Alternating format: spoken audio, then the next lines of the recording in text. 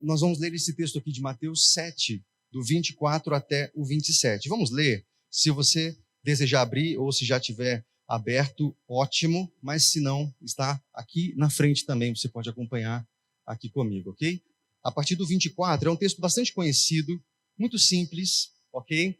Mas muito profundo. Mateus 7, 24 diz assim: portanto, quem ouve estas minhas palavras e as pratica, é como um homem prudente que construiu a sua casa sobre a rocha. Caiu a chuva, transbordaram os rios, sopraram os ventos e deram contra aquela casa. E ela não caiu, porque tinha seus alicerces na rocha. Mas quem ouve estas minhas palavras e não as pratica, é como um insensato que construiu a sua casa sobre a areia. Caiu a chuva, transbordaram os rios, sopraram os ventos e deram contra aquela casa. E ela caiu, e foi grande a sua queda. Meus irmãos, são 4 versículos aqui apenas, mas algo muito, muito profundo. E certamente você já ouviu falar, e aqui eu separei algo para nos ajudar. Jesus está falando de 2 tipos de construtores, ok? O construtor sensato e o construtor insensato. Um tem um fundamento na rocha. Eles têm essa diferença entre eles. Um constrói a sua casa sobre a rocha, o fundamento é a rocha, e o outro constrói sobre a areia. Os dois passam pela mesma circunstância, uma grande tempestade. A tempestade, então, alcança o sensato e alcança o insensato. A mesma tempestade, ok? A forte tempestade ali para os dois. Mas há uma consequência diferente. O prudente, o sensato, ele tem a sua casa firme, a casa permanece mesmo depois da tempestade, enquanto o construtor insensato tem a casa absolutamente destruída, porque a fundação era a areia. E Jesus, na explicação, ele vai dizer que o construtor sensato, ou seja, aquele que construiu a vida sobre a rocha, que é a palavra, é aquele que ouve a palavra e pratica. Enquanto o construtor insensato é aquele que construiu sobre a areia, que significa uma pessoa que ouve a palavra e não pratica. Então, eu poderia já passar a régua aqui e resumir essa pregação, pelo menos até aqui, esse texto bíblico dizendo que há uma lição simples e prática. Se você ouvir a palavra, essa palavra, e praticar essa palavra, você será um construtor sensato. E sendo um construtor sensato, você, mesmo advindo tempestades, momentos difíceis, más notícias, enfermidades, crises no casamento, crises nos relacionamentos, crises financeiras e tantas outras áreas, você vai permanecer firme. Em contrapartida, se você for alguém insensato, que mesmo ouvindo essa palavra e tendo entendimento ou até conhecimento sobre essa palavra, mas você não coloca em prática aquilo que você está ouvindo, você vai ser alguém que quando vier as tempestades da vida, e elas virão, essa é uma certeza que nós todos temos, mas segundo essa palavra de Jesus, infelizmente, muita coisa vai ruir na sua vida. Talvez o seu casamento já esteja ruindo. Talvez a sua vida financeira esteja ruindo. Talvez você é na multidão procurando uma terapia, procurando uma vaga no psiquiatra, não é, juntando um dinheiro para comprar um remédio para você dormir melhor ou para você se sentir melhor. E obviamente, queridos, que nós falamos com muito cuidado sobre esse tema e reforçamos a necessidade, né, de tratamento, de terapia. Nós não anulamos nenhum tipo de indicação médica, ok?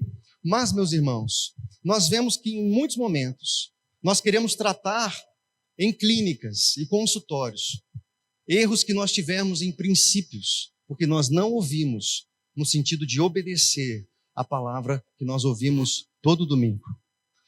Talvez você já esteja na igreja há décadas e tenha ouvido semana após semana princípios para o seu casamento, princípios para a sua vida financeira, princípios para o seu tempo, para a administração dos seus recursos, dos dons, dos talentos, das práticas na sua casa.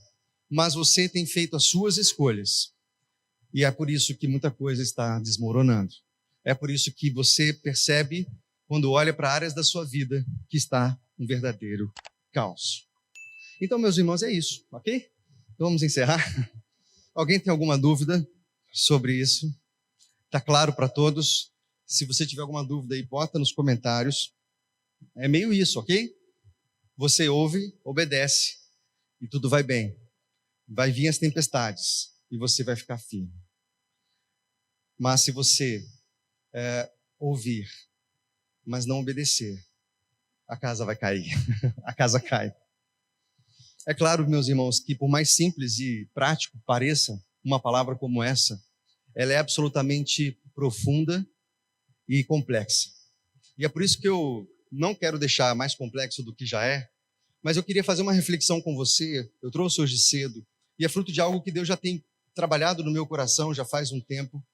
E alguns conceitos eu vou usar, talvez eu me torne um pouco acadêmico e chato aqui na minha exposição, mas fica firme, ok? Eu prometo que eu vou voltar para a Bíblia e para a aplicação desse texto que nós acabamos de ler, mas eu só quero olhar para o contexto que nós vivemos hoje e observar como isso já tem afetado as nossas práticas dentro da igreja.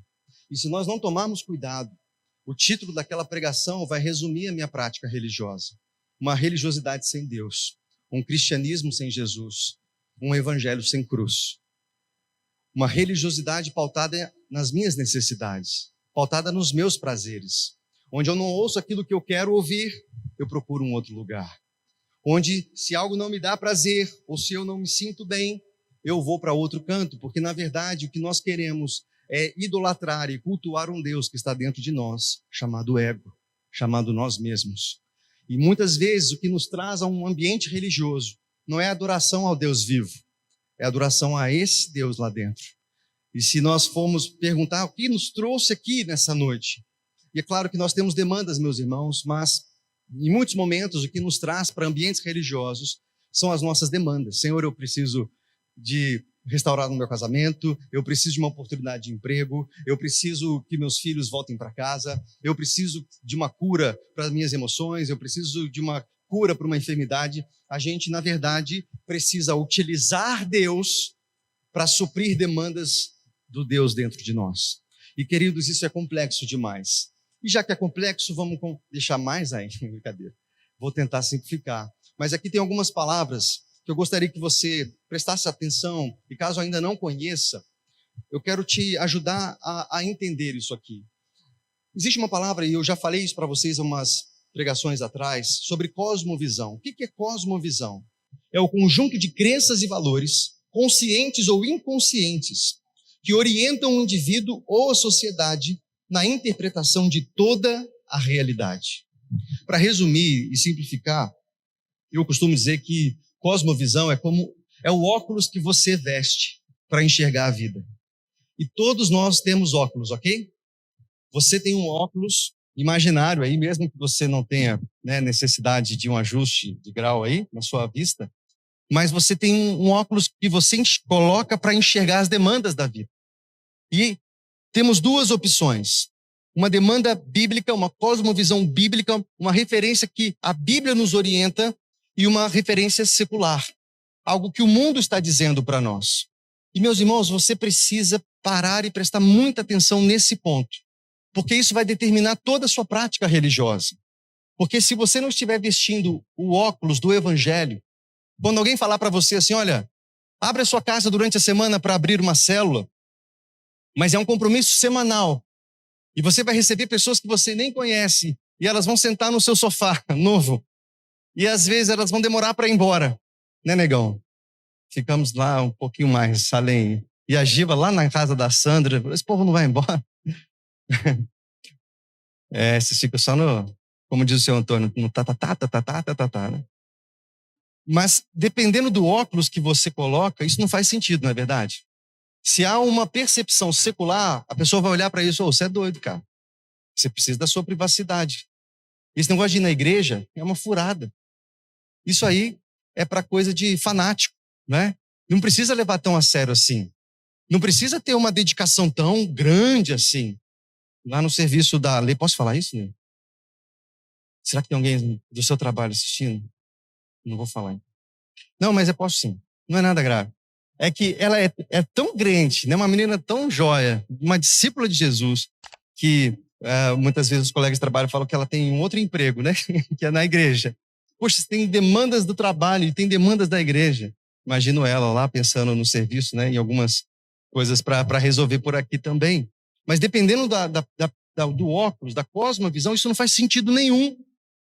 Dependendo do óculos que você está colocando, a pessoa vai olhar e falar, na moral, você separa 10% do que você ganha, cara. E dá na igreja. Você tá maluco, velho. Não. E além disso, eles querem oferta. E além disso, eles fizeram cotas para você dar na igreja. Você tá maluco. Sai dessa. Mas percebe que depende do óculos que você está colocando.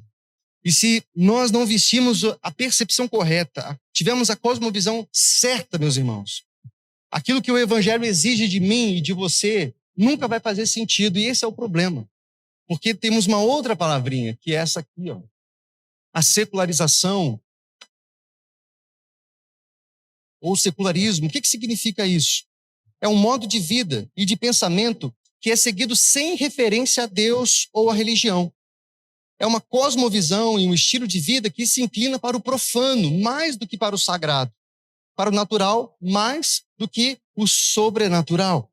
O secularismo, talvez os mais antigos aí já se depararam com algumas frases assim. Você escuta música secular? Quem já ouviu alguma coisa do gênero? Você escuta a música do mundo, né? Então, essa percepção do secular ou do secularismo como sendo algo do mundo, algo que não se conecta com uma prática, uma perspectiva bíblica e religiosa. E, meus irmãos, isso aqui, por mais que pareça algo complexo e acadêmico, nós podemos ver todos os dias quando a gente liga a televisão, quando a gente se relaciona com as pessoas. Uma maneira de enxergar a vida e as coisas sem a religião. Então, a religião perde a influência na vida das pessoas. Se anos atrás, a igreja, a perspectiva bíblica ajudava as pessoas nas tomadas de decisões, hoje não mais. Ou não tanto mais. E o futuro é muito preocupante. Se você olha para a Europa, que foi um berço, né, da reforma protestante, enviou missionários para o mundo inteiro, os Estados Unidos também, não é, como o cristianismo e esse trabalho religioso está fadado à inexistência, infelizmente. Muitos templos, não é, que se fecharam, se tornaram boates, museus, escolas e tantas outras coisas, porque simplesmente fecharam. O secularismo entra na prática religiosa, as pessoas perdem a cosmovisão bíblica sobre as demandas da vida, e agora o que rege, na verdade, são essas tendências humanistas. Então, o que é o humanismo? É o homem, o ser humano no centro de todas as coisas. Então, não é sobre Jesus, é sobre mim. Então, eu quero estar num lugar onde eu seja bem atendido, onde eu seja agradado, onde eu seja priorizado. E quando isso não acontece, eu quero procurar um outro canto. Não é assim quando a gente vai numa loja, num restaurante, né? Eu sou meio chato em restaurante, né? E às vezes eu não sou bem atendido. Estou melhorando, né, Rebeca? Talvez a Rebeca esteja me assistindo ali. Ore por mim. Não vai me atender e tal, eu vou para outro lugar, né? Todo machão. Eu vou procurar outro restaurante. Não volto mais aqui. Quem já falou isso? Não é assim, meus irmãos. E o problema é que a prática religiosa, ela meio que se repete assim também. O líder falou uma coisa que eu não gostei. O pastor esqueceu de mim. Ou qualquer outra coisa, queridos. Dentro dessa perspectiva secular, no humanismo, eu preciso me ver no centro. E se eu não estou lá, eu vou me sentir ferido. Nós falamos muito também sobre o hedonismo, a busca pelo prazer. Então, a pauta das nossas decisões não está no que a Bíblia diz, mas naquilo que me dá prazer. Então, eu estou numa crise no casamento. As coisas não vão bem em casa. E a pergunta é, o que a Bíblia diz? Não. A pergunta é, eu estou sendo feliz? Eu estou recebendo prazer nessa relação? Se não, eu vou atrás de outra. E nós vamos ver os números aqui, eu trouxe como um exemplo a questão do casamento, como está se deteriorando na nossa sociedade pós-moderna, né? Líquida, onde os relacionamentos são descartáveis. A gente usa as pessoas e se elas não agregam mais, a gente amassa e joga fora. São relacionamentos utilitaristas, sim ou não? E diferente de gerações passadas, onde pessoas tinham um apego a uma instituição, ficavam numa igreja a vida inteira, não é verdade? Né? E eu tenho uma família metodista, né, de terceira geração, ou quarta, olha aí, já nem sei, tá vendo como a gente é desnaturado? Mãe, coloca nos comentários. A nossa geração é de metodistas, mas isso, um tempo atrás, era muito essencial e importante. Mas hoje não mais. Hoje existe um trânsito religioso muito forte, sim ou não? Porque a gente está buscando muitas vezes o quê? Prazer. E se não me dá algo, um prazer, algo que me agrada, eu não vou. Eu não saio da minha casa para ser contrariado ou confrontado. Eu quero prazer. Se não me dá prazer. Então, o prazer, o hedonismo, agora é uma cosmovisão secular que determina as nossas práticas. Vocês estão entendendo? E aí, quando Jesus simplifica dizendo, olha, se você constrói sobre a cosmovisão bíblica e pratica, vai vir a tempestade, vai ficar tudo bem. Agora, se você se deixar influenciar por essas visões de mundo e pautar a sua relação com o dinheiro, com o seu cônjuge, com seus amigos, com a igreja, com o ministério e com tudo que você observa a vida, a casa vai cair. E aí, meu irmão, quando a crise chegar, talvez você vai entender por que isso está acontecendo. O pluralismo também é algo impressionante. O pluralismo cada um pensa do jeito que quiser. Estamos numa grande praça de alimentação, onde cada um escolhe o que vai comer, não é assim? E às vezes você vai com a família, galera, ó, cada um por si aí, a gente se encontra nessa mesa, não é verdade? Aí um vai pro McDonald's, outro vai pro Espoleto, outro vai pro Matuto, outro vai não sei o quê, e aí, ó, a gente se encontra. Cada um escolhe o que quer. Essa coisa self-service. Então, essa é a sua opinião. Quem já ouviu isso? Às vezes o pastor vai dar um conselho, coitado, né, meu pastor? Vai dar um conselho bíblico. Essa é a sua opinião, pastor. Eu penso diferente. Meus irmãos, é esse momento que a gente vive. As pessoas, elas não têm a verdade em um ser imaterial transcendental.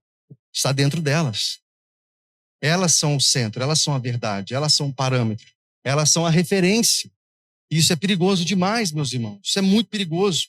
Eu vi um pastor falar que ele, com 30 anos de ministério pastoral, na primeira década de ministério, quando ele percebia casais com dificuldade no casamento, os próprios casais procuravam esse pastor, imediatamente. Procuravam e pediam ajuda pastoral.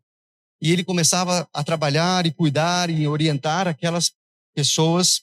E ele comenta que 30 anos atrás, na primeira década, 80% era restaurado dos casamentos e 2 acabavam realmente se separando. Na segunda década desses 30 anos, a coisa começou a ficar um pouquinho mais complicada. Os casais, eles já não procuravam mais, mas o pastor, de alguma forma, ficava sabendo, ele entrava em contato com essas famílias, com essas pessoas, e eles aceitavam uma certa orientação, mas com muito menos influência. E a estatística agora é 50% de separação e 50% de restauração. Mas a percepção dele é que nos últimos 10 anos, na última década de ministério, que é exatamente a minha última década, eu tenho 10 anos de ministério e peguei essa era. Olha que confusão. Ele fala que ele só fica sabendo da separação depois, na rede social. E não procura mais, não pede ajuda. E mesmo sabendo e tentando oferecer alguma referência, alguma ajuda, agora já 80% realmente se separam e 2 são restaurados. E, queridos, a tendência é piorar, infelizmente, porque esse secularismo, essa perspectiva secular do mundo, impregna a gente aqui dentro. E esse é o perigo da gente desenvolver uma religião sem Deus. E eu trouxe um autor aqui, que eu particularmente gosto demais, o André me deu de presente aí. Ele falou, quero te dar uns livros. Eu falei, então eu te dou uma lista aí. E ele me deu 3 livros, e um do Timothy Keller, e o Tim Keller, para os íntimos, é o Tim Keller. Ele é uma referência hoje, um pastor maravilhoso, assim. Ele é um pastor lá em Manhattan, e tem um trabalho maravilhoso, tem livros maravilhosos, é um autor que eu realmente recomendo. E tem algumas literaturas recentes dele, Deus na era secular, e ele... Deus na era... Não, acho que é Fé na era secular, Deus na era do ceticismo. Depois vocês podem confirmar aí, ok? Mas ele tem 2 livros específicos, e tem um sobre pregação na era do mundo secular. Então ele fala como pregar numa sociedade secularizada. Mas enfim, ele é um pensador. Eu trouxe 4 frases dele. Presta atenção, talvez fique um pouco difícil, mas a gente vai tentando consertar depois, ok? Ele diz assim, indivíduos podem professar uma fé religiosa e se dizer não seculares. Todavia, na prática, a existência de Deus pode não ter impacto perceptível algum em suas decisões e conduta de vida. A pessoa pode dizer que é crente, ela pode ir na igreja todo domingo, ela é dizimista, ela é pontual em todos os compromissos, mas ela pode, e muitas vezes, toma decisões sem perguntar para Deus. Ela faz as escolhas que ela quer com o dinheiro. Ela não pergunta para o Senhor. Ela não está disponível para aquilo que Deus quer fazer por meio dela, ou com o dinheiro dela, ou com o casamento dela, ou com o trabalho dela. Então, ela mesmo professando uma fé religiosa e se dizendo não secular, ela tem uma vida absolutamente igual a qualquer outra pessoa que nunca pisou numa igreja. Dentro dessa perspectiva, então, a religião se torna um departamento, uma caixinha que nós tiramos da prateleira domingo, de manhã ou à noite, e abrimos lá, hoje é dia de igreja. Aí a gente tira a poeira da Bíblia, que a gente não leu a semana inteira, e leva para uma comunidade. Mas, na verdade, se tornou só uma coisa que nós fazemos um dia da semana. E quando nós saímos dali, nós começamos a abrir as outras caixinhas. Não entendendo que cristianismo não é uma caixinha, é uma cosmovisão que determina como eu enxergo todas as outras caixas. Vamos continuar? Isso acontece porque em uma era secular, até mesmo as pessoas religiosas tendem a escolher namorados e cônjuges, profissões e amizades e a tomar decisões financeiras sem ter outro objetivo maior do que a própria felicidade pessoal no presente. Então, como é que eu gasto meu dinheiro? Aquilo que me deixa feliz, aquilo que me dá prazer. Então, não é a perspectiva do que Deus deseja fazer, ou que Deus quer fazer na terra, na história, por meio da sua vida e com os recursos que Ele tem te dado. A resposta é, o que é que me deixa feliz? Eu vou gastar meu dinheiro com isso. Eu vou investir nisso. Eu vou depositar o meu coração nisso. Por quê, meus irmãos? Porque a nossa mente é secular.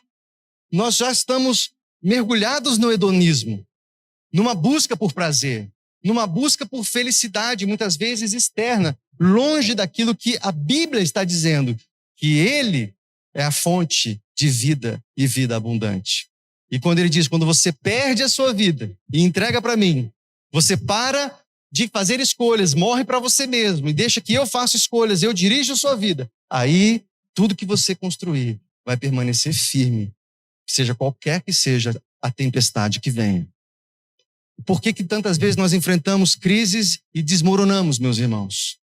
Porque a gente quer levar a vida cristã com uma mentalidade secularizada e não vai dar certo.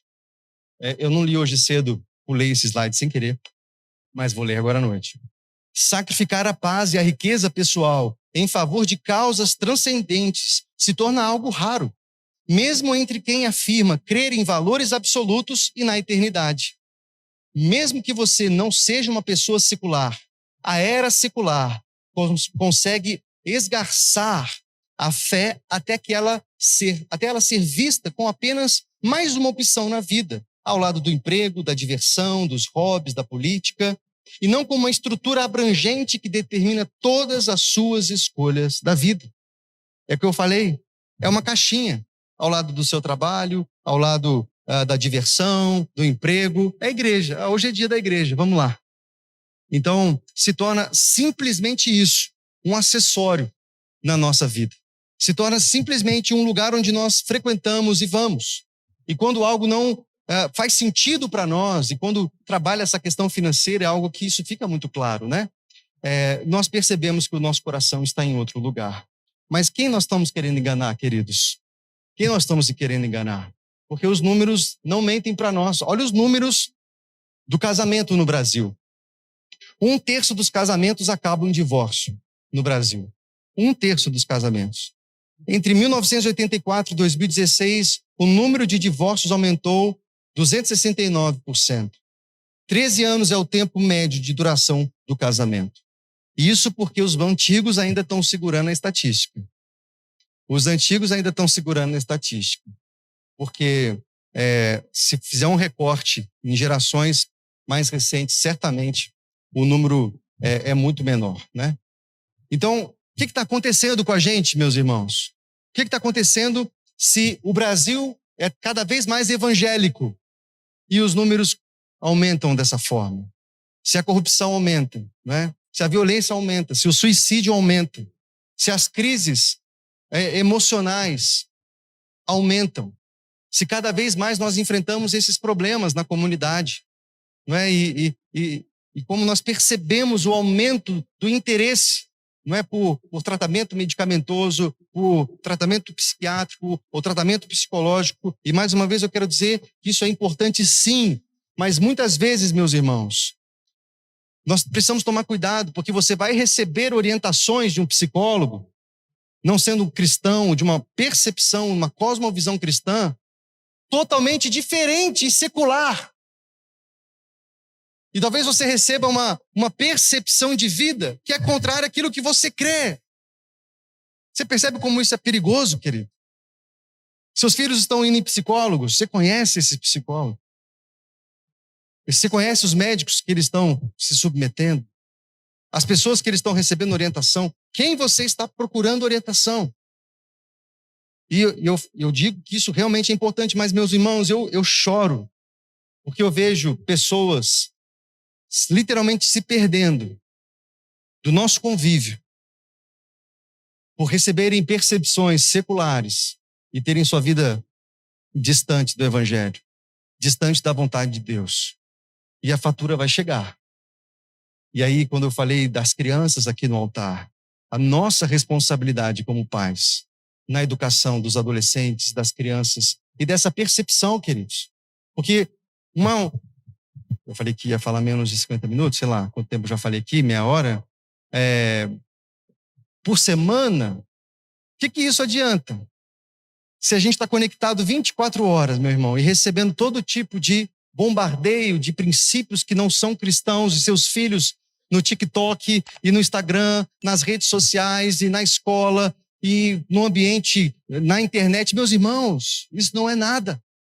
E nós precisamos contra-atacar, porque, meus irmãos, Deus nos livre, né, de desenvolver uma religiosidade sem Deus, de desenvolver um cristianismo sem Jesus, um evangelho sem cruz, um evangelho que beneficia a mim, um evangelho que, na verdade, deseja que a minha vida prospere. E eu quero usar Deus para a minha prosperidade. Eu quero usar Deus para que Ele abençoe os meus planos, os meus projetos, sabe, aquilo que eu sempre sonhei, Senhor. Porque, na verdade, o centro é você. E, na verdade, você está mergulhado no humanismo, no hedonismo, em princípios seculares. Entendem isso, queridos? E Jesus está dizendo, se você constrói a sua vida sobre essas bases, a casa vai cair. Vai cair. Tomem cuidado. E eu quero resumir o evangelho para você, porque essa é a percepção, essa é a cosmovisão que norteia a nossa vida, de um Deus criador, um Deus que cria todas as coisas. Nós não somos obra do acaso.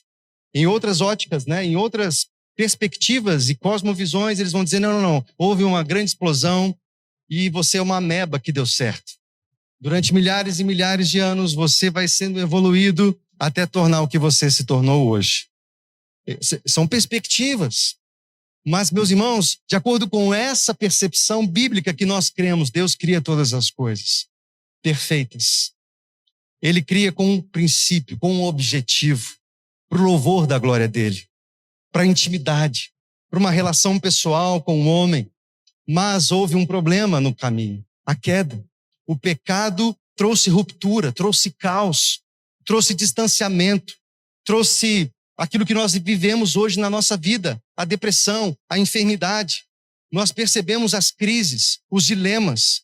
Meus irmãos, isso é fruto da queda do homem. Aquilo que nós vemos na sociedade, a desigualdade social, os problemas de toda sorte, uma guerra, em proporções como nós estamos vendo, não só agora ali, naquela região, mas em tantos outros lugares, pessoas morrendo, mísseis sendo lançados, um arsenal nuclear, misericórdia, fruto da queda. O problema é que essa perspectiva secular, ela olha para a queda e diz, esse é o normal. Para uma visão da sexualidade distorcida e antibíblica, e diz, não, isso é o normal. Está tudo bem. Está tudo certo. O importante é que você seja feliz. O importante é que você tenha prazer. Se você está feliz e tem prazer, cara, top, é isso mesmo. Meus irmãos, aqui houve uma queda, mas o nosso Deus tem um plano maravilhoso, um plano de amor, pautado nesse ousado amor, para resgatar o ser humano caído. E o plano perfeito de Deus é enviar o seu Filho. E essa aqui é o centro da nossa mensagem, a mensagem da cruz, a mensagem do Evangelho. Nós estamos num período de Quaresma, né, nos preparando para o tempo de Páscoa, de ressurreição, declarar que o nosso Redentor vive, que a razão da nossa esperança está viva. Amém? E que nos traz uma mensagem que muda toda a nossa perspectiva, que muda a nossa mentalidade, que muda a nossa maneira de enxergar as coisas. E se não for assim, está errado. De um Deus que, como a Bíblia diz, nos tira do império das trevas e nos transporta para o reino da luz. A Bíblia diz que todos nós estávamos perdidos, depravados, todos pecaram e carecem da glória de Deus. Mas aquele que não conheceu o pecado, se fez pecado por nós, para que nele fôssemos feitos justiça de Deus. Essa é a noite de Santa Ceia. Essa é a mensagem do Evangelho, um sangue que foi derramado no seu lugar, perdão dos pecados, salvação, redenção, aleluia! Isso alegra você, isso motiva você, isso arrepia você, isso mexe com o seu coração. Você estava indo para o inferno e você merecia aquele lugar de condenação eterna, mas Deus, sendo rico em misericórdia, queridos, isso é o Evangelho. Dê lá o livro de Efésios, Gálatas, a epístola de Romanos, que é um tratado teológico exatamente sobre essa justificação. Romanos 5,8 diz que Deus prova o seu próprio amor para conosco pelo fato de ter Cristo morrido por nós, sendo nós ainda pecadores. Isso é maravilhoso, querido. Você entende isso? Condenado ao inferno, condenado à perdição eterna por causa da queda. Mas Deus, sendo rico em misericórdia, oferece perdão, se oferece para perdoar a sua dívida, para lhe dar, para liberar a você algo que você jamais poderia comprar. Como você cantou agora há pouco. Não posso comprá-lo, nem merecê-lo. Mesmo assim se entregou. Um impressionante amor de Deus. Não foi isso que a gente cantou? E realmente, meus irmãos, não poderíamos comprar, não poderíamos merecer, mas Ele se deu, se entregou por mim e por você.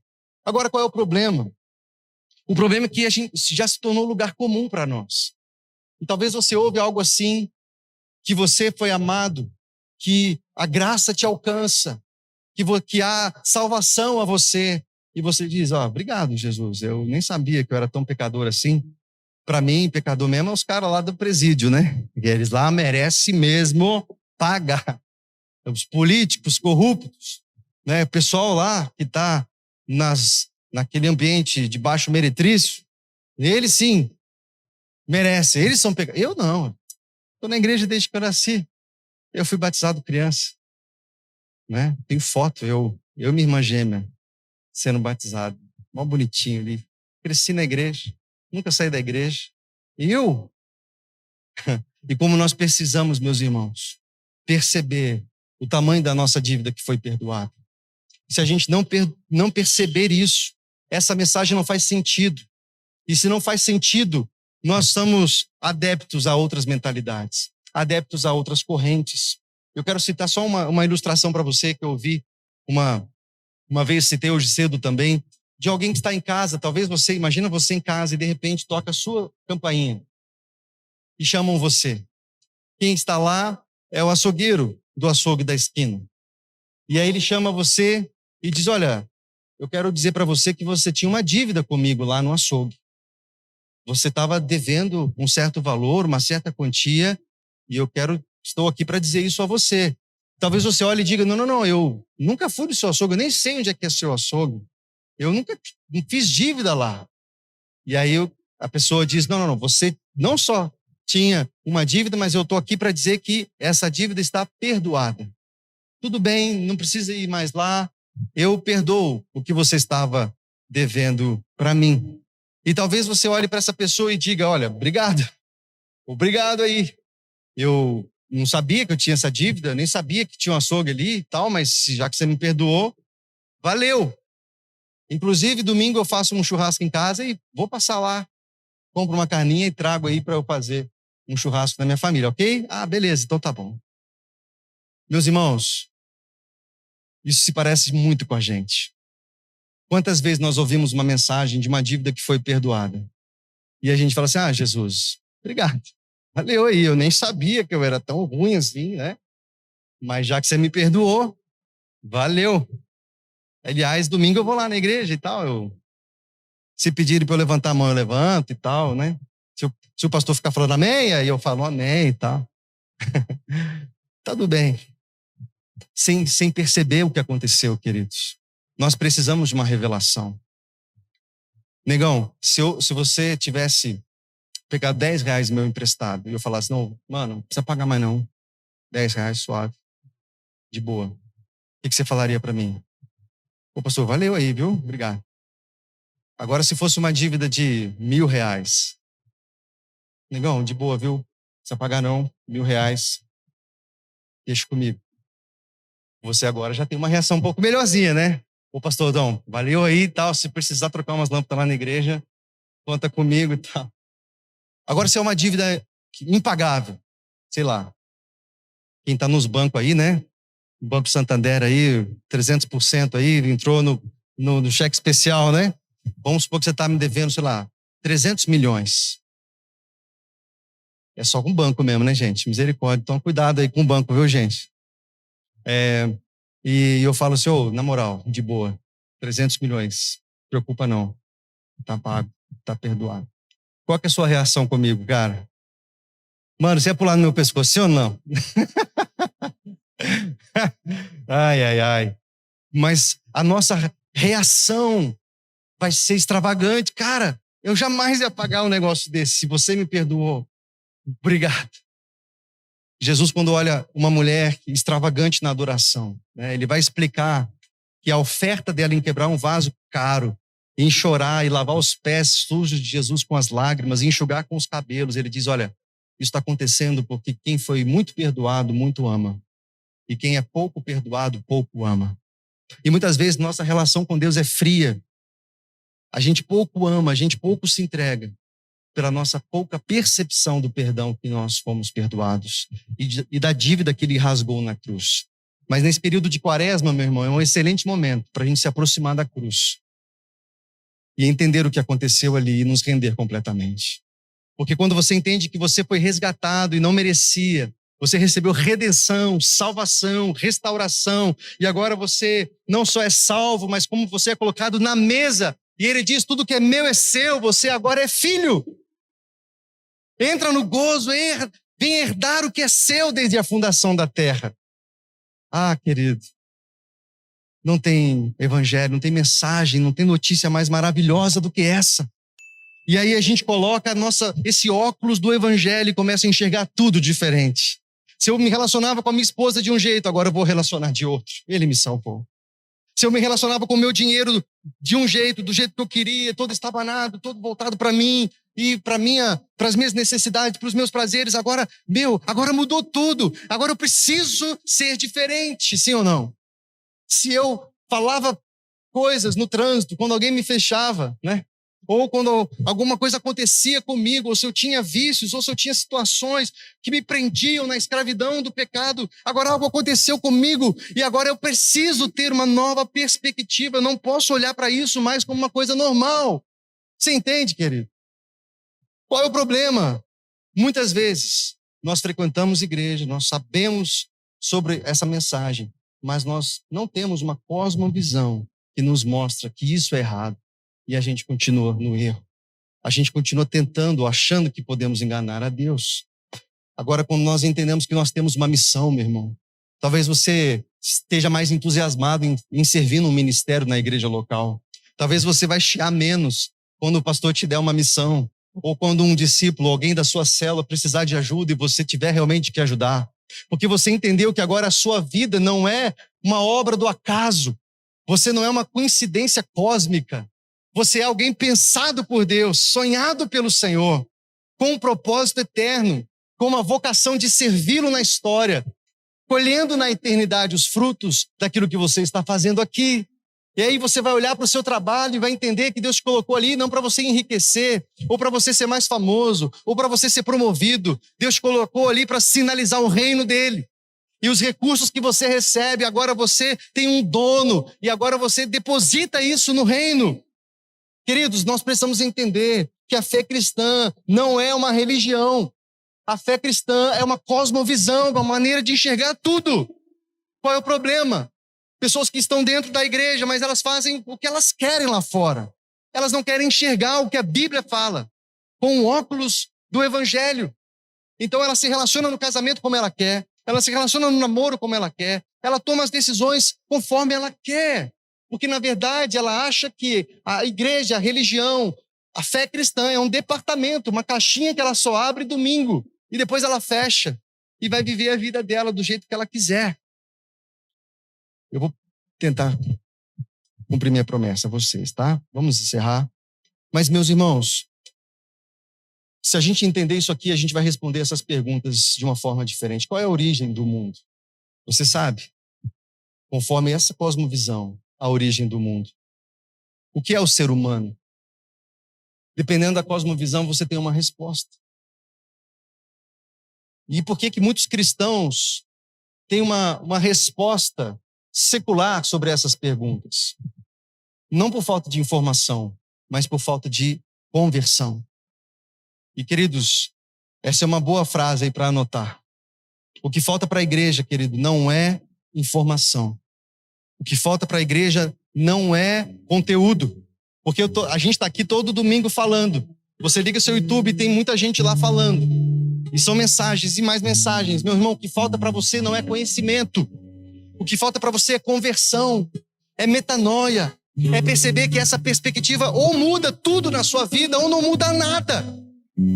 Ou isso muda a sua história, ou não muda nada.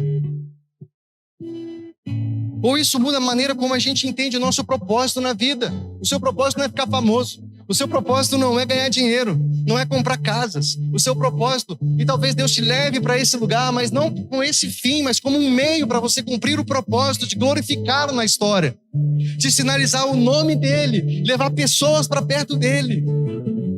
Há um propósito para você. Um livro que a gente recomenda, Uma Vida com Propósito, do Rick Warren. Maravilhoso. Descobrir aquilo por que você está na Terra, por que você foi criado. Porque se você achar e concordar que você é uma ameba evoluída, você vai fazer amebices por aí, não é verdade? Eu só tenho uma vida mesmo? Deixa eu curtir.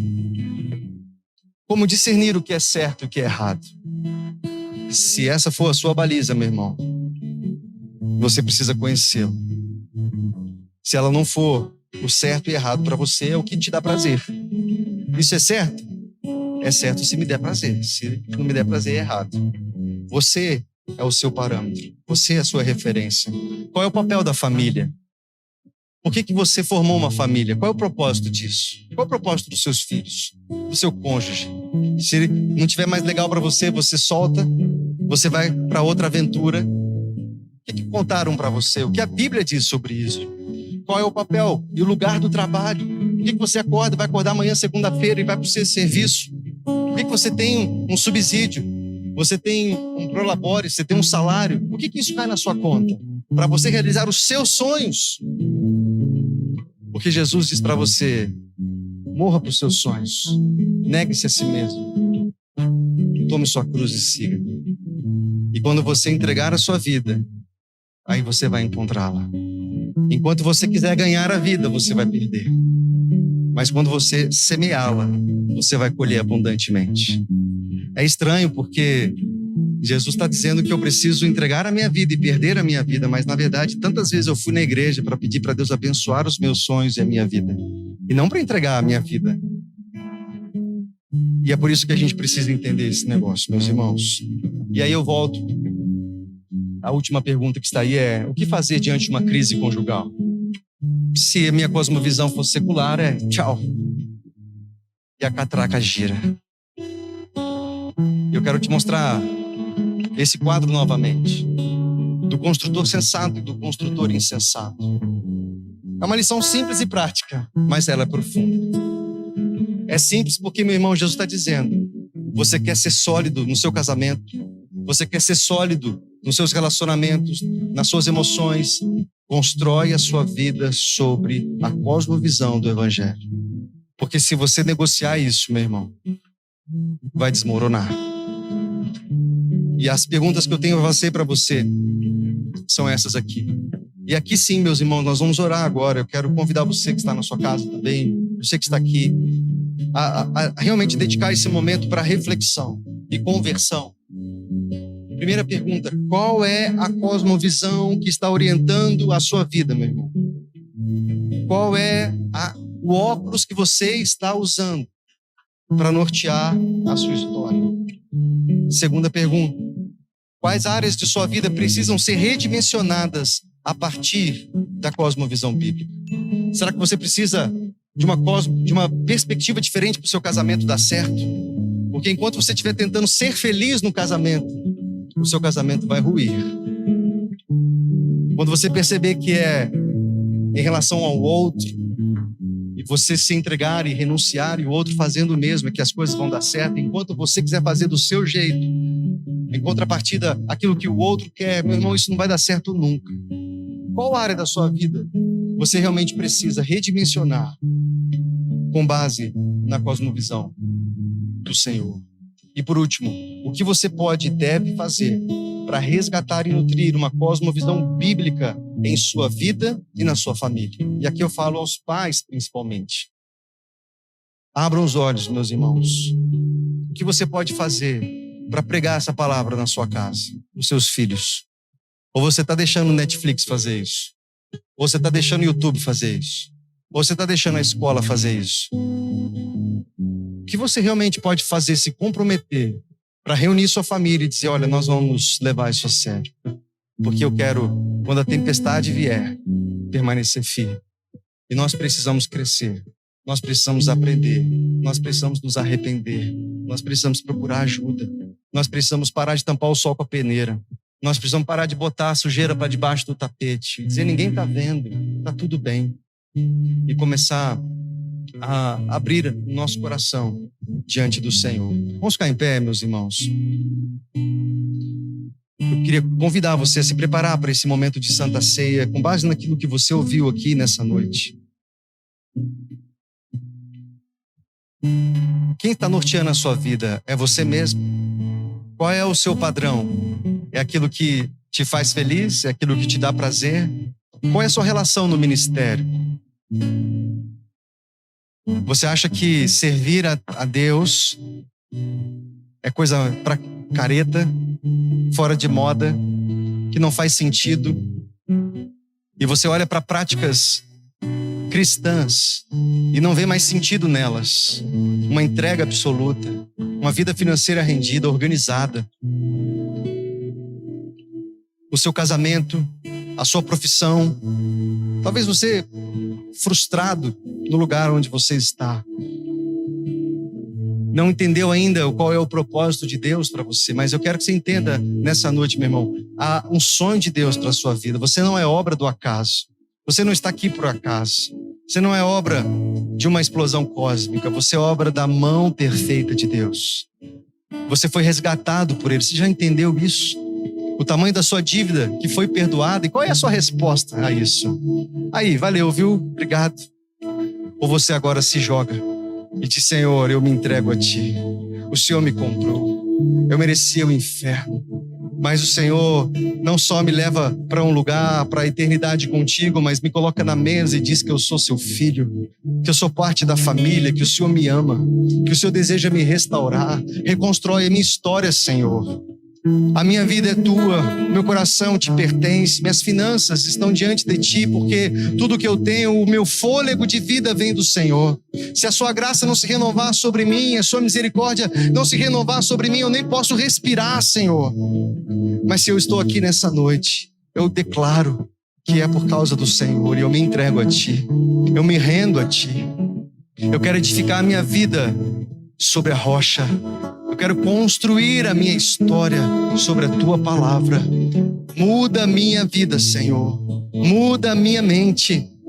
Muda a minha perspectiva para enxergar o que o Senhor vê, para ser aquilo que o Senhor quer que eu seja. Meu irmão, eu não vou chamar você à frente, mas eu convido você a ter um momento profundo de oração aí onde você está. Deus te vê. E a partir do seu compromisso nessa noite, há uma nova história para ser escrita na sua vida, no seu casamento, nas suas finanças, na sua relação com o trabalho, na relação com a sua sexualidade. E mesmo que você tenha feito escolhas erradas, sem consultar o Senhor, há um Deus misericordioso aqui, querido, disponível para reconstruir, para refazer a sua história para a glória do nome dele. Vamos nos render ao Senhor. Eu convido você a ficar em atitude de oração.